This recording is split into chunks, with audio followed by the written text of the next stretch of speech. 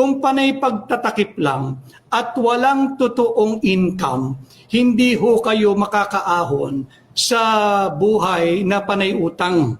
Ganon din po dito sa issue ng ating bansa. Corruption is destabilization. Yung administrasyon ni Marcos Jr., hindi kayo kinakailangang tumingin sa napakalayo. Ang problema is internal amongst you. Pinabayaan ninyo lumaganap, maging talamak at grumabe ang korupsyon.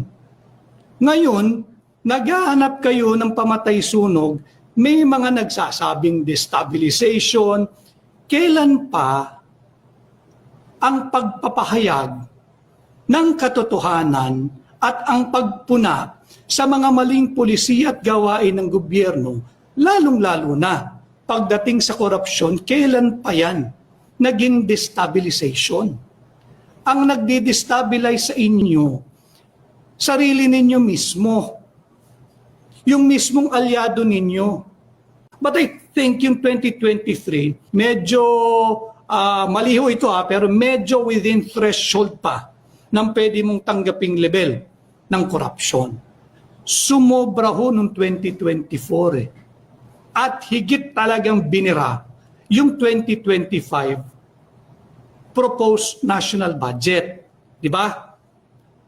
Pinirmahan pa ni Bongbong Marcos. Doon nagsimula yung problemang yan. Apparently, binasa, in-scrutinize, pinag-aralan. Ito nga ho nung sumabog na sa mukha nila, yung flood control funds anomaly, yung anomalous at ghost flood control projects, pati na, yung mga substandard flood control projects, eto na. Naghahanap na naman ng matuturo. Naghahanap naman ng masasangkalan. Anong gagawin ninyo? Kung yung mismong kalikasan na ang nagfa-fact check sa napakaraming pagtatakip ninyo, iapusin ninyo ang katotohanan na mayroong problema sa korupsyon sa ilalim ng inyong administrasyon. And then, maging proactive kayo. Hindi pwedeng may issue, wag natin tanggapin, malinis tayo, hugas kamay tayo, kasalanan ni ganito. 3 taon kalahati na po kayo nandyan Wala pa rin kayong nalalaman?